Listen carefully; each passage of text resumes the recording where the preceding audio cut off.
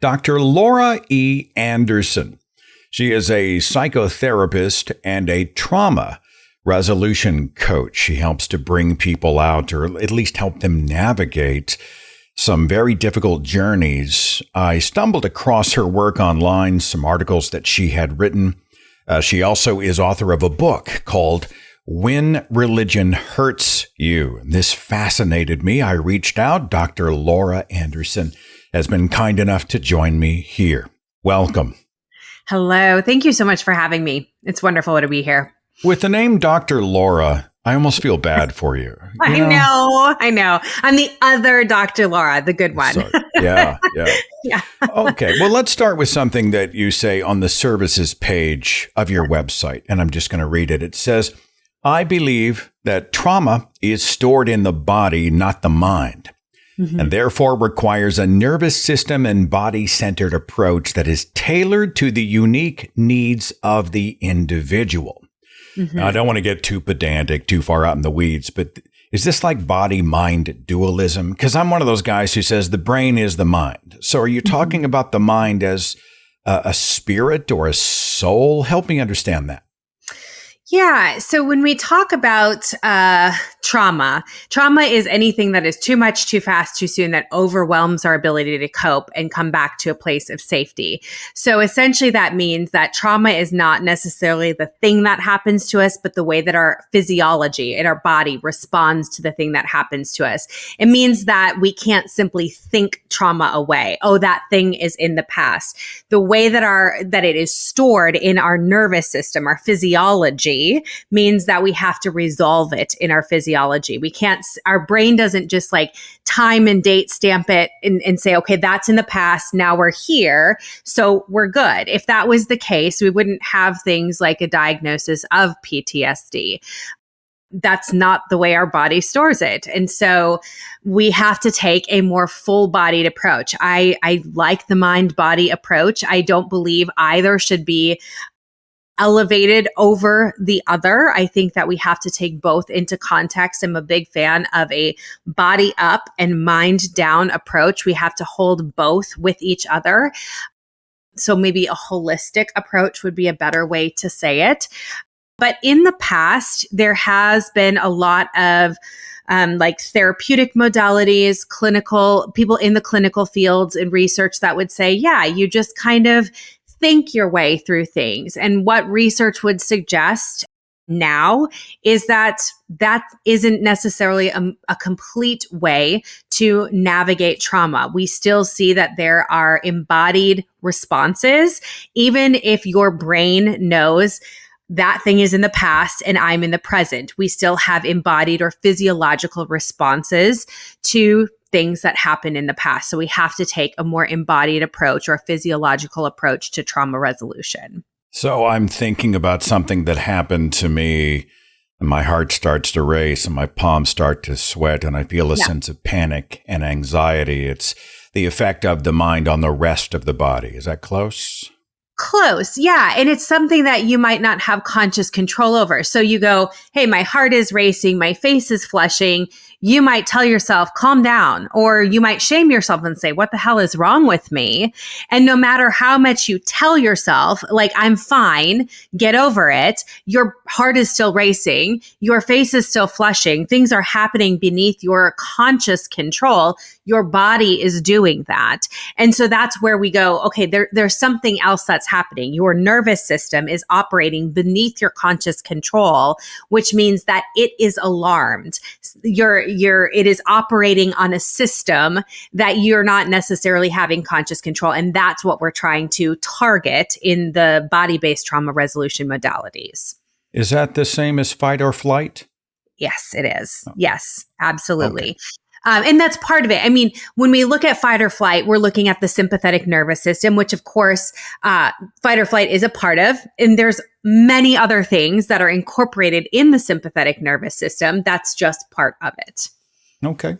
Yeah. So let's talk a little bit about cult tactics. You have done a lot of reading and writing and teaching and counseling about it. And this, I think, can be a home environment, certainly a church environment or some other group. Cults come in many forms.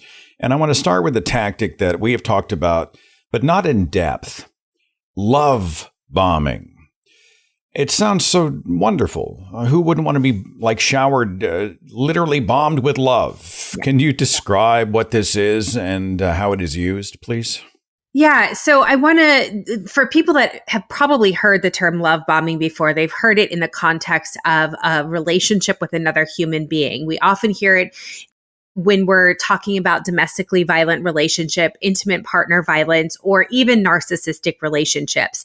It's this period of time in a relationship that is categorized by this kind of over the top behavior where somebody's coming in and really endearing themselves to you. Maybe they really are giving you like lots of gifts, lots of comments where they're coming in maybe as this like knight in shining armor, where they're showing up and they're being kind of the person that you've always dreamed for them to be, kind of selling you this idea, this vision of a relationship, or in the context of a group or a cult, this idea of a life or a system or a group of people that is selling you on this vision of what you have always hoped life could be like. And it's often painted in this way that feels very enticing, very appealing, very alluring. They're kind of speaking to your heart's desire. They're often promising that you'll have the things that usually are very core or central to your humanity. Things like connection, things like higher purpose and value. In a one-on-one relationship, when we're looking at maybe a relationship with a narcissist, the person on the other end is going, oh my gosh, this is the person that I've been waiting for my whole entire life. You know, this is the knight in shining armor. This is why I've kissed all the frogs. Like, this is my prince. When we're talking about a group, whether it's a cult or a high control religion, we're going, I've been looking for my life's purpose. I've been looking for something where I can find meaning or identity or value. They're speaking to a core part of me. And there is this promise of connection. There's this promise of maybe even needs getting met. There's oftentimes when we're talking about groups, there is a promise of basic needs. Sometimes there is like that when we're talking cults, there can be like housing, there can be food, there can be childcare, there can be some basic things that are being taken care of. And especially people that may not have some of those things on the outside world, that can be very alluring to have some of those needs being taken care of. And so they kind of get caught in this idea of like, wow, if I join this group, I'm going to have access to these things that are not only meeting these like identity things within myself, but also some very practical things. And wow, like, why wouldn't I want to do this? Like this meets exactly what my purpose here on earth is. And so we join that kind of, it's this like nostalgic period of time thinking, I've kind of hit the jackpot. Like, this is what I've always been looking for. And it feels really, really good until it doesn't. But we have that as a period of time, kind of as like something as an anchor to always look back on and go, remember this period of time that we had. And even if times get bad, we always have this to look back and hold us and say, well, if I can just get back to this, then everything will be fine. And we do this in one-on-one relationships. We do this in cults. We do this in high control religions.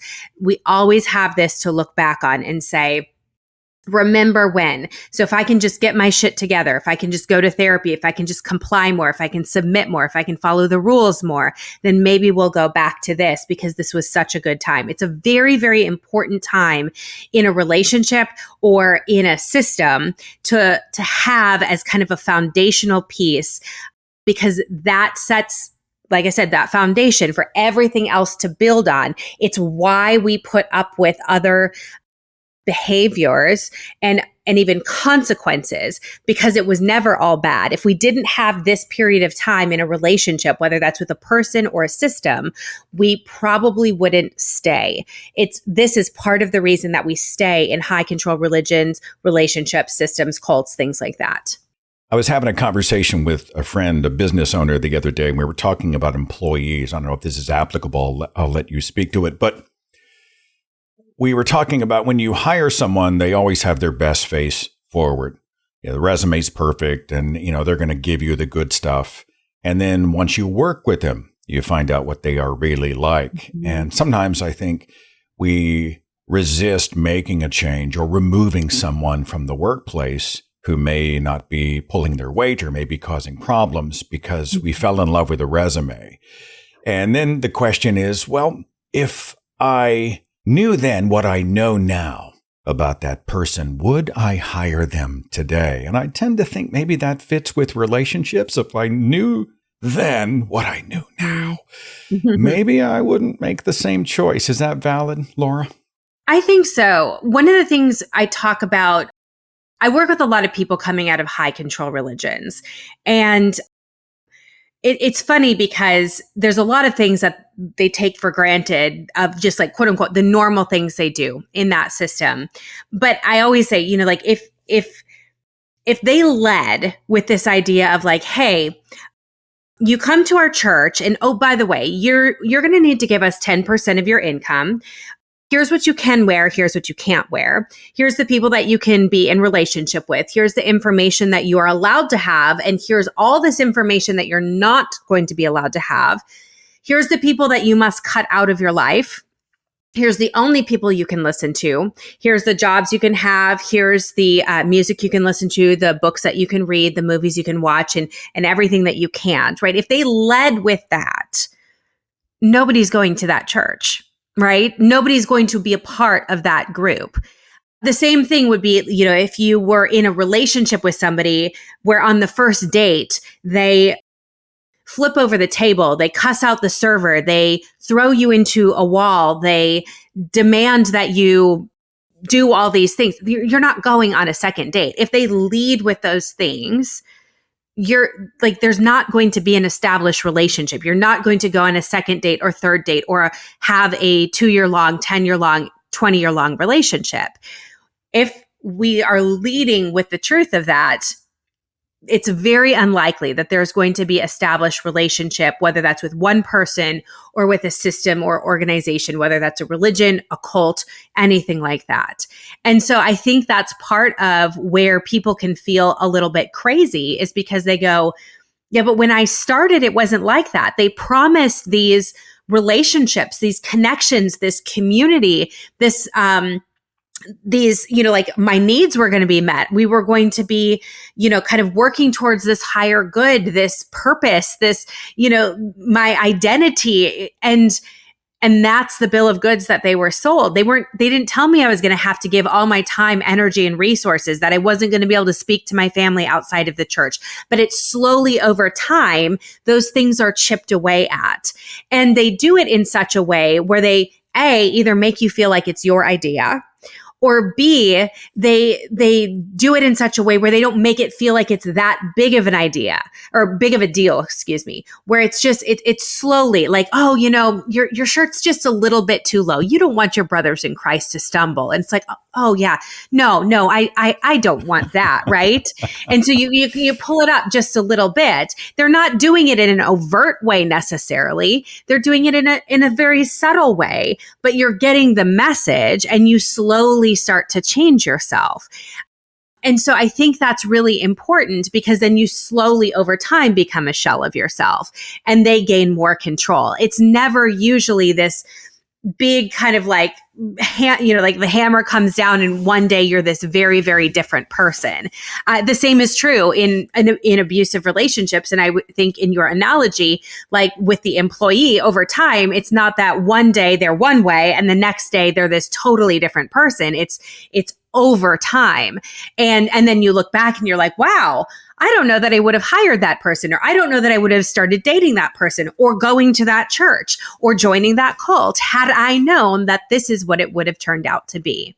Oh, there are people watching and listening right now who are nodding and going, oh my God, I know exactly. It's kind of the frog in boiling water. It's 100% that. 100% that. Yes. So, I mean, is love bombing, not to belabor it, but is love bombing grooming? In a way, yes. I think you could absolutely use those interchangeably.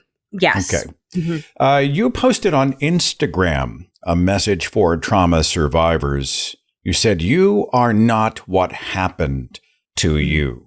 Mm-hmm. So the trauma becomes what? An identity for some people? I think oftentimes, I think a lot of times trauma survivors hold a lot of shame. The things that happen to them, they hold as their identity. They say, I must have caused this thing. And oftentimes, especially when we're talking about religious trauma or trauma from cults, we are made to believe that we caused and or deserved the things that happened to us. And so, yeah, we do take it on as an identity. And so I think it's very important for people to know that that's not you. Like, not only did you not deserve that, you did not cause that. That's not you. You don't have to wear that. And I think it's very easy to think that because that thing happened to me, that's just who I am now for the rest of my life. On the flip side of it, I think after we come out of those systems, it's also very easy to just make that our whole identity. I'm an exvangelical. I'm an ex-Mormon. I'm an ex-JW. I'm an ex this, or I'm, fill in the blank, and make that your entire identity as well. And that can be really helpful for an amount of time. It helps us to organize what it is that happened to us. But it also doesn't have to be the totality of who we are either. Isn't the concern the difference between reflecting and ruminating as Sure. well? I mean, to Yeah. be able to say, I came out of this, I acknowledge this, I'm going to own it and help others to overcome as well. And then all of a sudden it drifts into a kind of crutch where you walk into the room and you lead with, I'm an alcoholic addict. I mean, at some point, does it become an albatross around your neck? And I know that's a very tough line to draw, right? It certainly can. Yeah, where it becomes everything about you and it always leads back to that thing where you can't speak about anything else unless it goes back to that 100%. Yeah. Speaking here with Dr. Laura E. Anderson. Do you like the E? Is there another Laura Anderson out there? I want to make sure that I'm not sending people to some wooey site, somebody selling chakra oil or something like that, So whenever I went to buy the website domain, there is a Dr. Laura Anderson, which is why I had to put my middle initial in there. So Dr. Laura E. Anderson, that's why it is the way it is. But I'm just going to leave the E in there. I'm going to call you Laura since we just met and now we're apparently really good friends. We're besties.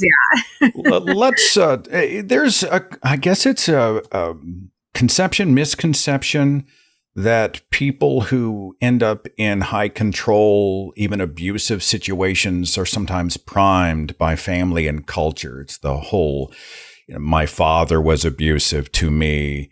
Now I'm going to end up in the arms of an abusive husband. Is there any truth to that? Yes, there is truth to that. It's not unequivocal, though. I think when we're talking about religion, one thing that's really important to recognize is that there's many people who are in high control religion that simply were born into it, that never had a choice. Like, I can speak from my own experience. I was born into it. There was never a day where I grew up like not knowing all of this. Like, this was my norm. Like, I mean, I think the story went like I was 3 days old and I was at church, and it's sitting there with my parents. Of course, obviously I don't have cognitive memories of that, but like that was part of my growing up. And so there was never a point where like I didn't have that indoctrinated into me. And that absolutely shaped then the way that I grew up in my identity and how I learned to not only formulate my identity, but how I learned to relate to others. And that absolutely played into my adult relationships, which did include abusive relationships later on in life, like a domestically violent relationship. Is it unequivocal that if you are in an abusive relationship or witness to an abusive relationship in your childhood years, that you will end up in that in your adult years? No. Is the likelihood greater? Yes. And the reason why is not because you're out there looking for it, but it is the way that our brains are wired, because we understand it's what we consider normal. We go, I see that as normal. I see my brain takes that information in. We know how to deal with that. That is something that becomes what we would call like familiar. And my brain is set up to deal with that. And so I can tolerate that. I have capacity within me to tolerate that, and I gravitate towards that. Our brains register what is familiar as safe, even if it's not necessarily what we might consider healthy. And our brains register what is unfamiliar as unsafe, even if it's healthy. So we might go, wow, say here's like a healthy relationship, but if that's unfamiliar to me, if my brain has never witnessed or experienced that, that would be considered unfamiliar. And my brain actually might resist that, which might look like sabotage. I might actually try to end that relationship or do things that might end that relationship. So does that answer that question? Is that like the devil you know is often how I've heard that phrased? Yeah, a little bit. I'm going to hurt them before they hurt me, or I will leave them before they can hurt me, even if they haven't hurt me. I don't know. I don't want to drift too far into cliche, but I know many people see these things flying around. Yeah, I mean, it's a little bit, yes, it's like a colloquial explanation for why people sometimes do that. Yes. This is what armchair psychologists like myself, who have no training, do. I sit around and try to sound deep and profound, and then I let you correct me on these things. Okay. Maybe the technical terms. So when you were talking about the cultures where they tell you who you can hang with and what to wear and who you can love, I'm thinking about pretty much the first third of your book, When Religion Hurts You. And you were telling the story of a youth leader named Trey. And of course, the more I read, I'm over here going, that son of a bitch. Like, I'm literally getting irritated. Can you just real fast tell me about the Trey experience, this guy, and the experiences that you had as a woman in a high control church? Yeah. Well, what would you like to know more of? Because there's a lot. Specifically, I am interested in how you as a woman were placed under the authority of a male. They're banging the Bible the whole time to excuse it. I find it convenient because I wonder if men wrote the Bible. But, you were at a point when it was dictated to you who you could fall in love with, right? You found someone and you're like, I'm attracted to them and I want to make this choice. And yet you felt like that choice was being taken from you. And I think that's where I'm going. Yeah. So it's sometimes I still to this day will pick up little nuggets and put them together. I'm like, oh, I see something a little bit more clear. But so for people who haven't read the book, I tell the story in there of a person that I became interested in. So in the culture that I grew up in, we call it now purity culture, which back then we didn't. So we're talking about early 2000s. And it was this culture where you essentially don't date, you court, and which means you're kind of supposed to know if you're going to marry the person before you even go on a date with them. But you're also supposed to involve like the church leaders and parents and elders, and they're supposed to guide you and pray and basically tell you like, yeah, we think you're supposed to marry this person as well. And I had met somebody, I was young, I think at the time I was 21. And I had met somebody and he was also a leader in the youth group. I was on paid staff at the time. He was a leader in the youth group. He was almost 18. And I need to just preface that had the roles been reversed, if I had been almost 18 and he was 21, this would not have been a problem. He could have been 30 and that still would not have been a problem. It was, I think, only because I was a little bit older that this even caused anybody some pause. But he was almost 18 and I did this the right way. This person expressed interest in me. I went to the leadership and said, hey, this person is interested in me. I'm interested in him. We realize that, we shouldn't be dating right now. So we're not going to. And we just wanted to make sure that everything is good. And we're letting you know that we're going to wait until this person has graduated from high school in 2 months or something like this. And then we'll kind of wait for the guidance to happen. And I was just torn to shreds for this. Trey, who was my boss at the time, was absolutely livid and was like, well, you can't date him. And I was like, literally, that's fine. I said I was not going to date him.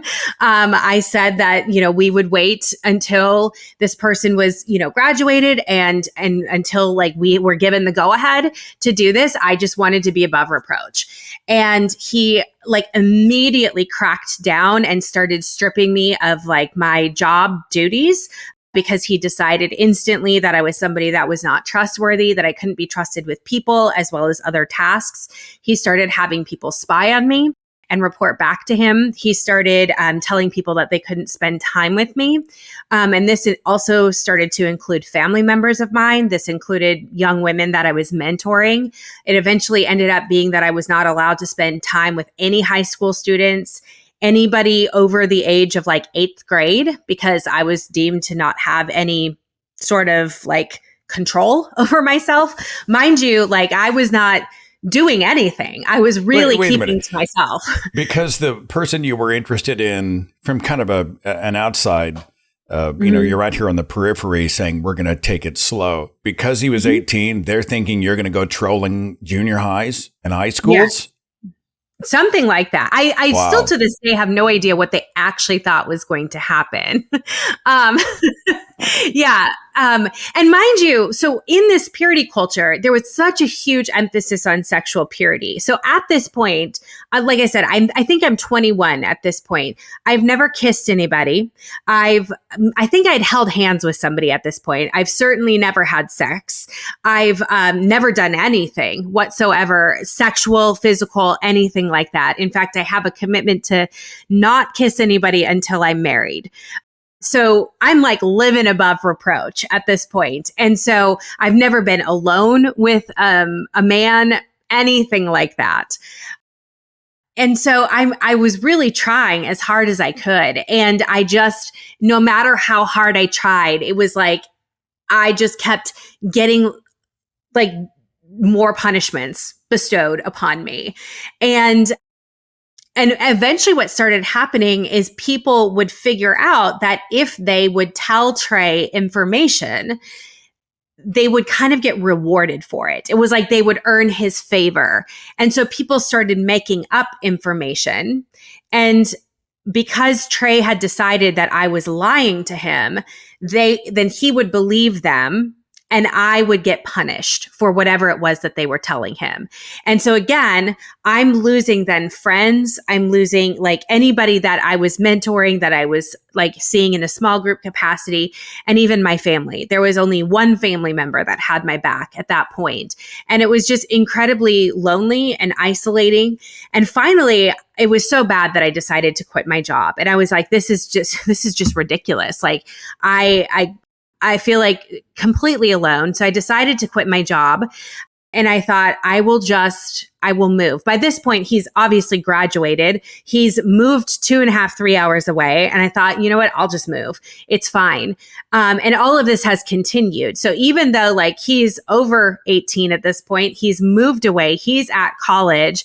I decide I will quit my job. They are still exercising their control. I was trying to get accepted into a master's degree program and get jobs elsewhere.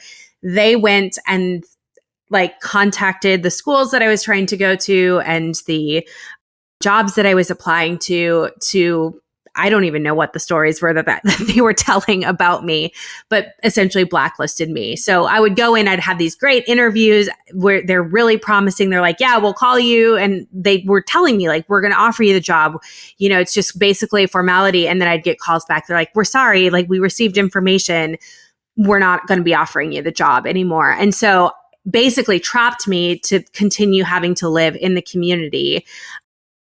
And the long story short is at some point I was like, I just have to break up with this guy because I can't continue dating him. My life is like going to shit essentially. Like, and I knew that I wasn't going to be with him. And mind you, I still didn't kiss him. We still didn't like do any, I think he like kissed the palm of my hand, Come on. What? In your 20s? Really? That's wild. I mean, I thought we were Puritans because we did the whole, we had true love weights and the girls wore the purity rings and we promised to God and then we would fail And then we'd have the whole sin, repent cycle going on, wrestling with our own innate desires. I did a whole speech about this, about purity culture. By the way, you were talking about sexuality, and a little thumbs up icon appeared on your screen, and it freaked me out a little bit. So I was like, I don't know what that is. That is. It's like it's some weird things within the computer. Okay. Well, for those watching on YouTube, apparently if you say that word, the thumbs up will appear. So we'll wait and kind of see what happens. You went to Liberty University. Is this true? It is true. Okay. Liberty. For those who don't know, I have a lot of people who may not be familiar. So real fast, let me do my due diligence. Liberty is a private Christian university in Lynchburg, Virginia. Made famous by Jerry Falwell Sr., then his son, who apparently was a total freak. There's a documentary about his sexual exploits and threesomes and whatever. As a voyeur, and he was doing all the stuff that he told everybody else not to do. I'll let you go watch that.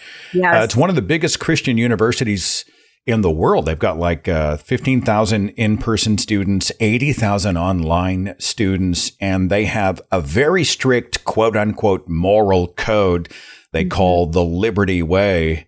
Dr. Laura E. Anderson, did you walk the Liberty Way when you were there? I did not. So here's the fun part. I did their hybrid program. So I did not have to, I only had to walk the Liberty Way when I was on campus, which I was still like in fundamentalism at the time. So it was not difficult, but I technically walked it because I was so scared that somehow they would figure out, like, even when I was like at home, that they would have spies and they would see if I was drinking or something like that. But I did not have to sign like the big like moral policy code of ethics, whatever it is that it was. But well, if I can jump in, forgive me, Laura, what would be in that requirement? Do you remember any of the specifics? Yeah, a lot of things about drinking, no sex before marriage. They did have a dress code. I didn't have to sign anything with the dress code. Okay. When I was on campus, I obviously was not allowed to drink. Because I was older, I went there for my master's degree. So since I was older, I was legally allowed to drink, but not allowed to drink on campus. Of course, not allowed to have sex on campus if I wasn't married, which I wasn't. And I still was, keeping my purity promises. So we were good there. And I'm trying to think, modesty stuff. We still had to abide by all of those rules when we were on campus. Certainly non-hetero relationships were totally forbidden. Yeah. And like I said, when I was at Liberty, I was still heavily entrenched in the fundamentalism that I grew up in. But that was really where I started untangling my faith. In fact, it was the very first day of classes. And so I was asking a lot of questions and really trying to grapple with, how do I make sense of this? So what's interesting about the master's degree programs at Liberty is that they are technically Christian, but they're not super enforcing it if you're not in the legal or pastoral programs. So there was an interesting mix there. They technically have to abide by the Liberty Way, but there's also not as much enforcement of like biblical perspectives. It's really I'm struck by high control churches and their obsession with sex. They're just obsessed. The more they tried to repress it, the more you realize that we're always talking about it. We're always thinking about it. They're always preaching about it. I've said this. This is another statement that I've made that you can correct me on because it may be wrong. But I've often said that if someone can get your sexual identity under control, if they can control your sexual identity, they've got the whole person. 1000%. I think sex is the church's biggest competition. Do you think most of the Puritans wrestle with the stuff they preach about? Because usually whenever I see somebody who's behind the pulpit and they're like, don't do this, don't do that, I can't help but suspect that this is what they're wrestling with in their own mind, or they're just lying. I don't know. What do you think? Yeah. So I don't necessarily want to like always bring something back to myself, but I had this experience. I talk about it a little bit in the book. My first sexual experience, I expected to feel an immense amount of guilt and shame because that's what I had been told for almost 30 years. You're going to feel this way. And not only did I not feel that, I felt the exact opposite. And I had this moment, and I didn't have words to articulate what it was, but now I can. But I felt like I was so connected to myself, to the universe, to God, whatever that even was. And in that moment, I was like, oh my gosh, I am so powerful. And I know why the church never wanted me to have this, because I don't need God anymore. Because this, like, I am so fully and wholly myself that I don't need anything. I'm complete. I don't need what they taught me that I needed. And I was like, oh, I get it. I get it. You ever fantasize about looking Trey up and grabbing him by the shoulders and going, that was none of your goddamn business? Yeah, I mean, do you ever fantasize about it, Laura? Not with Trey.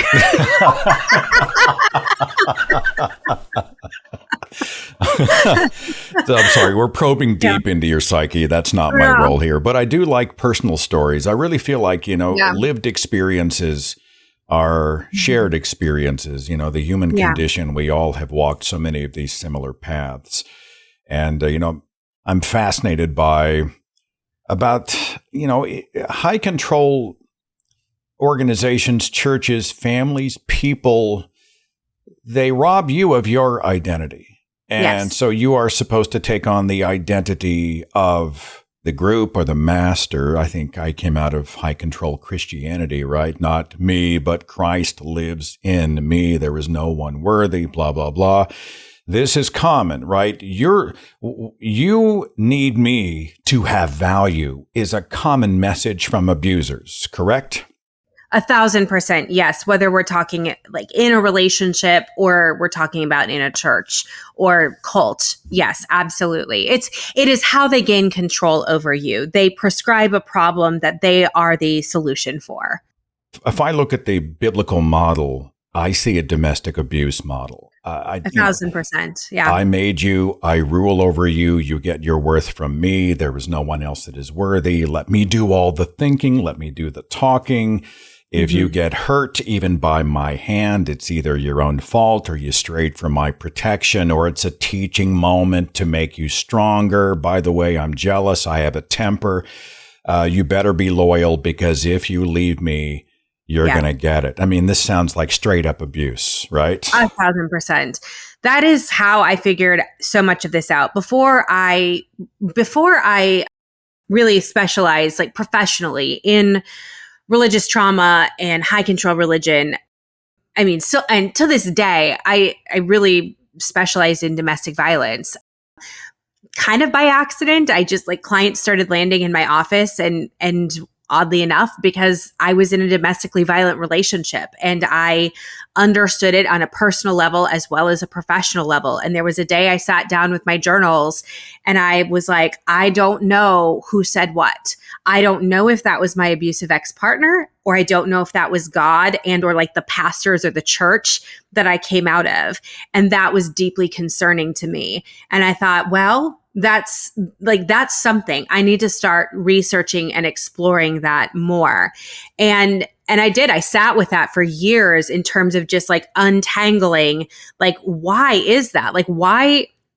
That's so wrong, because I think as humans, we can so easily identify these abusive patterns and statements and behaviors that we go, that's wrong.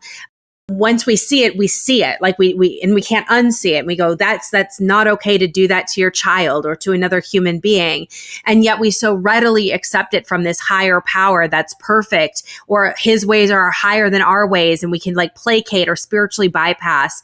And it just no longer makes sense. And there's, I know some people don't buy that answer. And they're like, well, again, God's ways are higher than our ways. I'm sorry, that just does not make sense to me anymore. Yeah, we're like ants in his ant farm. Yeah, he can do what he wants to us. Who are we to question God's ways, kind of thing, right? Not an okay enough answer. And that's a whole other conversation.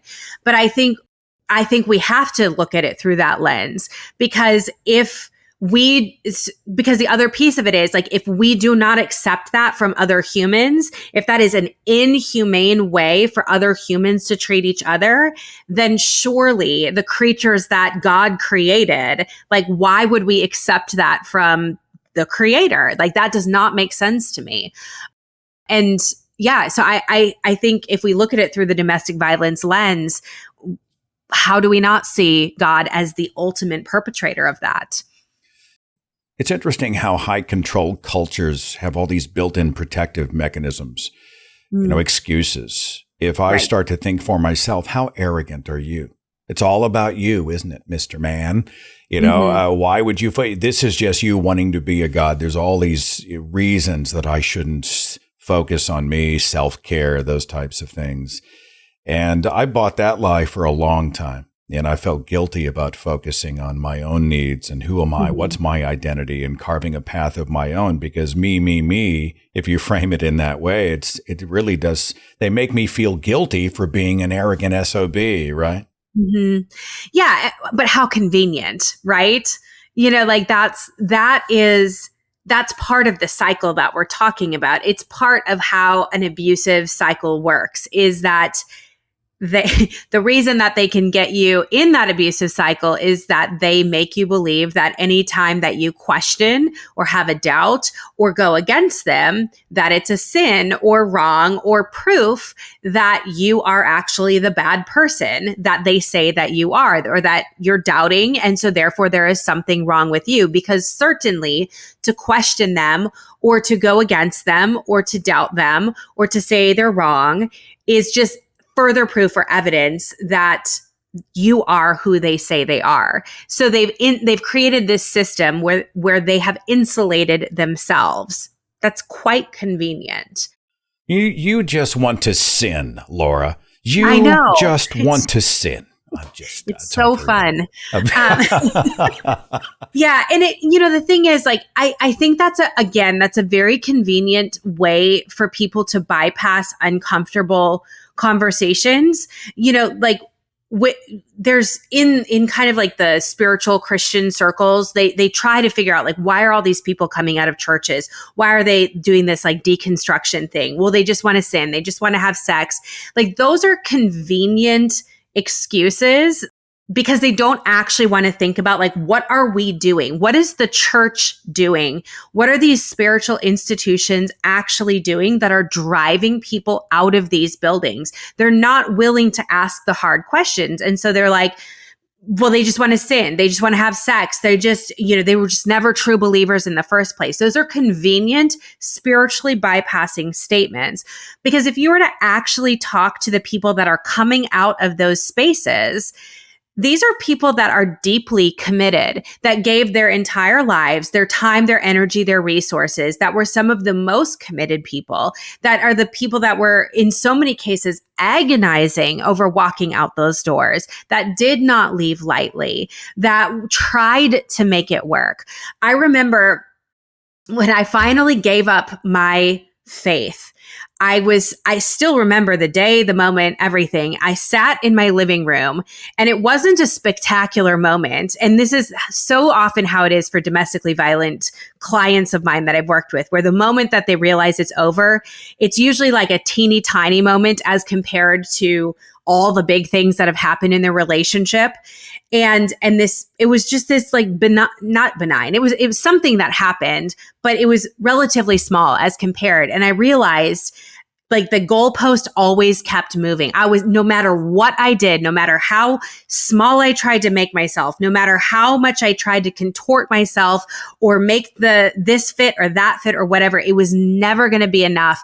And I felt like Taylor Swift's song, like, "We are never, ever getting back together." That was like me and God. I was like, it's not happening. Like, Like, this was years after trying to make it work and trying to make theologies fit and whatever. And I'm like, that is no small thing. I tried to make it work for years. Like, and finally it got to a day where I was like, I cannot do it anymore because I am losing myself entirely. And I think that that's probably a lot more common than the people that are making these comments of like, you just want to go sin, like to think, because I think the people that are coming out are doing so usually very thoughtfully and with a lot of grief. And usually it's not carelessly that they're coming out. That's just my personal opinion. Here's a touchy one, since I'm monopolizing your time. You're good. Why don't they just leave? I mean, you'll see somebody who's in a domestic abuse model, and you're like, they're smart, they're strong, they've got a good job, they should know better. Why would they put up with it? You know, he beats the shit out of her, or he's verbally abusive, or she's not getting anything. It's totally one-sided. I mean, just pack your stuff and get out. What's the problem? It's so simple. It's right in front of you. We tend to be reductive, sometimes dismissive in that way. How would you address that attitude? When I have the opportunity to really sit with people who are asking that question, I gently try to tell them that is the wrong question to ask, because it usually indicates that they don't understand what that relationship is. Not from a place of like maliciousness, and almost from a place of you should be happy that you don't understand what this is, because it's not a situation where you can just leave. Whether we're talking about a one-on-one domestically violent relationship or a high control religion, a cult, anything like that, you don't get to just leave when your entire identity and life is connected to that person, that system, that church, that group. You don't get to just leave. There's usually 6 reasons why you don't leave. And it's you're usually choosing 1 to 6 of them. There's hopes, dreams, and possibilities. You've built a life together, and you go, oh, well, if we could just get back to that where we were at, that love bombing stage, if I could just do this, if we could just go to therapy, if we could just get enough money so that, you know, that things aren't so tight, if I could just do more of this, less of this, if he could do that, if I could, you know, pray more, if I could go to more Bible studies, volunteer more of my time, this or that, if the church could just reach more people and get more, you know, money in the offering plate, whatever, then we would be, you know, back to this place. And, you know, we have all these hopes, dreams, and possibilities. We stay because we fear what would happen if we left. There's so many high control groups that we see what happens when people leave. We see what, you know, I think about like Scientology. There's a concept called fair gaming, right? Where when somebody leaves, they're fair game. Literally anything can happen to them.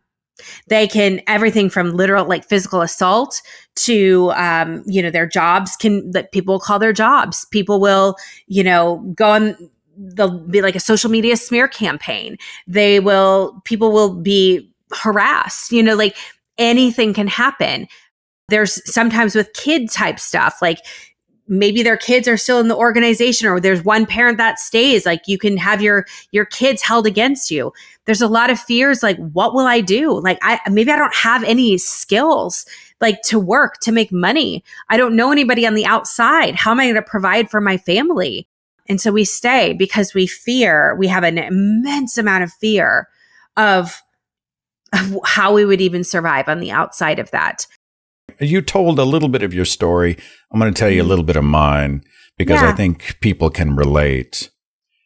The rational Seth and the irrational Seth wrestle all the time. I came out of a very high control religious family with the best of intentions. My mother and father wanted us to be Bible literalists, Sunday go to meeting, church going, Jesus loving Christians who would take this country back for God, the Christian nation, and we would be world changers, blah, blah, blah. And for decades of my life, I was in that mold, but it was a mold fashioned for me by them.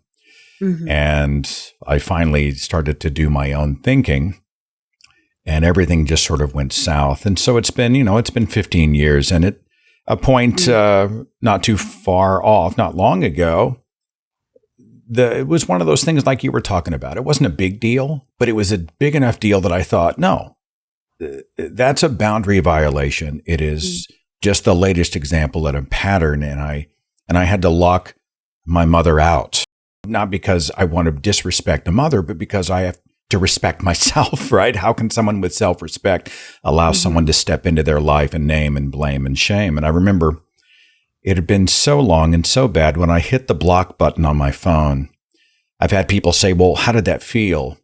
Yeah. And I said, at that moment, I felt so beat up that it was kind of like blocking spam. Is that weird? And then even now, the rational brain said this was necessary.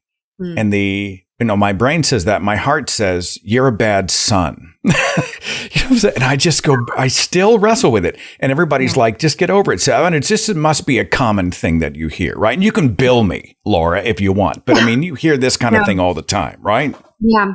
I was at a speaking gig last week, and that was a question that was asked, like, what do you do with the whole family thing and blocking them? And what I said is, I think when we get to the point, or for some people, we have to get to the point where we do have to block or go no contact with a family member, maybe even several. And what I say to people is that it usually takes a very brave person to get to that point, because that means that there's been a lot that's happened. It is not easy to get to that point. And it's usually with great pain and agony. It's not usually something that is done callously or quickly. Because I think that what we have to remember is we're always the child of our parent. And with that comes a lot. There's a weight that comes with that. And I think there's always that child part of us that really desperately wants our parents to love us, to connect with us, to have some sort of a relationship where they get us and can have communication with us, and I always like to think about boundaries as they can change. We're in a season right now where they have to be blocked, and maybe that's forever. Maybe it's for a year, maybe it's 10 years, maybe it's 10 months. I don't know. We can always renegotiate those. But I think it's so worth knowing that I'm sure that it took a lot to get to that point, and to not beat yourself up for how hard that must have been, and how hard it still is every day to know that A, that's what you had to do, and B, that it still causes pain to know that you had to do that. It would make sense that it still hurts, because it's a parent. We want our parents. There's just always going to be that child part of us that wants our parents to be in our lives. Well, it's funny too. When you're raised with the, honor thy father and thy mother, honor Right. in some cultures, apparently to some people means that you have to abide everything they say and do and pat them on the head or just endure, because setting boundaries is a kind of dishonor or disrespect after all the sacrifices they've made for you. And this is the thanks they get. Again, I think we're back to these sort of protective mechanisms for people doing and saying inappropriate things. I've had to, and I continue to navigate through that. I'll Venmo you for that counseling session, Doc. I'll just give me your Venmo and I'm going to send that to you straight away. Okay. As we draw to a close, so many people watching and listening, they've been through it. Maybe they're going through it. I know it's a broad umbrella here that we're under right now, but what would you say to someone who is still navigating trauma, abuse? Maybe they've escaped. Maybe they want to escape. Can you just sort of speak some words of constructive words of encouragement and help for them, please? Yeah. The first thing I want to say is that, you're incredibly brave. Leaving systems like this is not for the faint of heart. And it really is that bad. I think that back to Seth's question of why don't you just leave? It is one of the hardest things ever to leave. It's not just walking away from church. It's it's your entire identity. In so many cases, it's your family, it's your relationships, it's sometimes your job, your livelihood. It's everything that you know. And it takes an incredibly brave and courageous person to do that. And I don't think that can be understated. And so please know that if you are leaving, if you have left, you're incredibly brave for doing so. And I also just want you to know that there are people who are available to help you and to support you and to walk that path. You are not alone.